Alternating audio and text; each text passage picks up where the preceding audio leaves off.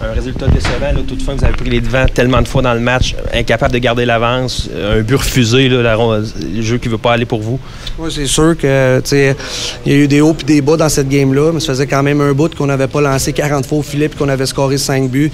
Fait que je pense qu'il y a beaucoup de positifs. Je pense qu'on voit la lumière au bout du tunnel. Je pense qu'on ne peut pas dire que les gars n'ont pas compétitionné. Puis c'était une belle game de hockey là, quand même pour les partisans. C'était up and down, comme on dit en anglais. Et puis au bout de la ligne, là, 3 contre 3, ça peut aller d'un bord ou de l'autre. Fait que je suis quand même fier de la performance. Il y a du positif.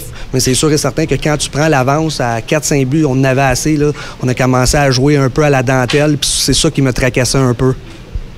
Mieux protéger les avances, mieux se replier, garder la game plus simple, peut-être? C'est ça, garder la game plus simple, mettre ça en arrière de leurs défenseurs. À chaque fois qu'on a fait ça à soir, c'est là qu'on a eu du succès.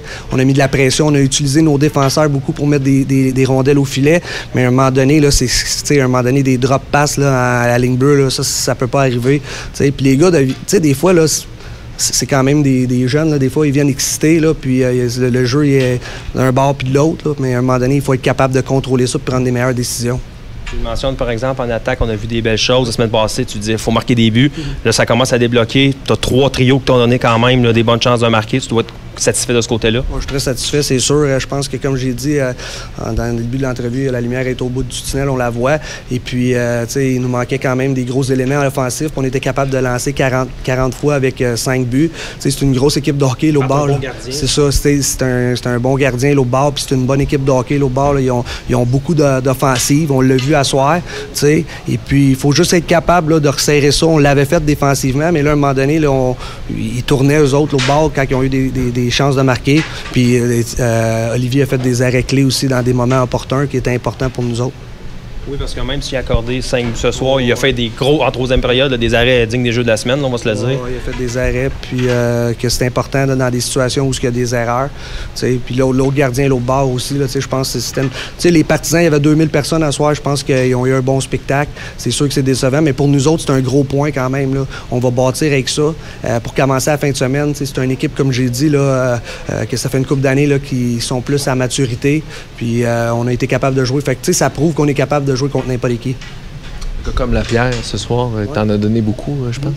Il a bien joué, Jacob. Leur ligne, je pense qu'ils ont provoqué beaucoup. C'est une ligue qui a travaillé très fort à soir. Là, Jacob, Félix, Marois, excuse. Ouais. Les trois, ils ont emmené beaucoup de vitesse. Puis ils ont fait les petites choses simples à soir. Ils ont mis la puck en arrière des défenseurs. Ils les ont fait tourner. Puis ils arrivaient premiers ces pucks. Puis c'est là qu'ils se sont créés du O-zone time qu'on appelle. Là, ils ont joué du temps en offensive. Puis c'est ça qu'il faut qu'ils fassent. Ils vont avoir du succès. Puis ils l'ont vu à soir. Puis ils ont eu du succès.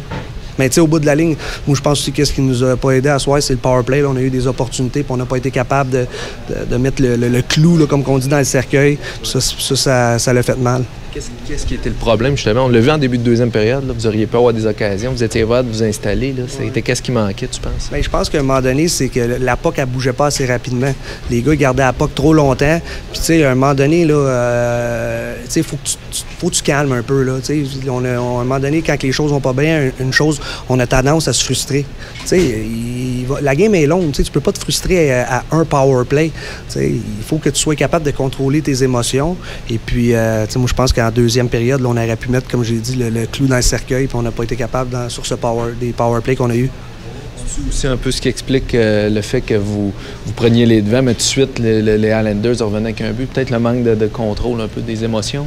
Bien, c'est sûr, on a des jeunes joueurs quand même à l'attaque, mais il ne faut pas oublier que c'est une bonne équipe de hockey. Au bord, ils ont du punch offensif. Goulet, Chaplik, ces gars-là, ils ont du punch offensif. Fait que c'est sûr et certain qu'aussitôt que tu vas leur donner une chance de marquer, c'est une équipe qui est opportuniste et qui ont du punch offensif. Fait qu'ils peuvent te faire mal à un chiffre, eux autres. Première expérience à 3 contre 3. Comment ça se passe? C'est nouveau? Oui, c'est nouveau. C'était quand même... C'est sûr qu'on a eu bien plus de chances de scorer qu'eux autres. Là. À 3 contre 3, on a pogné le poteau. Karl Marois, il a passé entre le dos puis le gardien, là, la rondelle. On a eu beaucoup de chances de marquer, mais tu sais ça... C'est le fun pour les partisans, c'est stressant pour les coachs. Mais au bout de la ligne, c'est un breakdown. On se bat à 1 contre 1, puis un gars comme Goulet, il va te faire mal dans une situation comme ça. Mais on a eu nos opportunités. C'est le fun pour les partisans. Quand t'as la rondelle, t'es excité sur le banc. Quand t'as moins la rondelle, tu te recules un peu sur le banc. Mais j'ai bien aimé ça. Ça l'ouvre le jeu, puis tu peux voir beaucoup les habiletés individuelles dans une situation comme ça. Je me trompe-tu ou le coach a comme un peu moins d'influence? Vu que c'est 3 contre 3, c'est beaucoup de revirements. C'est ça. À un moment donné, le système, tout le monde me disait, puis j'avais parlé avec des coachs là, qui ont coaché dans la Ligue américaine, qui l'ont fait du 3 contre 3, puis ils ont dit à un moment donné, il faut que tu laisses les joueurs s'exprimer offensivement. Puis tu mets des gars qui ont de la vitesse, tu mets des gars qui ont des habiletés offensives, puis tu espères que ça va aller de ton côté. L'autre bord, Goulet, c'est un gars qui a des habiletés offensives, une bonne vitesse, il a été capable de battre notre défenseur 1 contre 1, puis faire un beau but, un beau jeu pour battre Olivier après ça. Fait que, tu dis, regarde, tu lèves le chapeau, puis on va prendre le gros point qu'on a récupéré. Je trouve ça décevant parce qu'on c'était 6-5 pour nous autres aussi.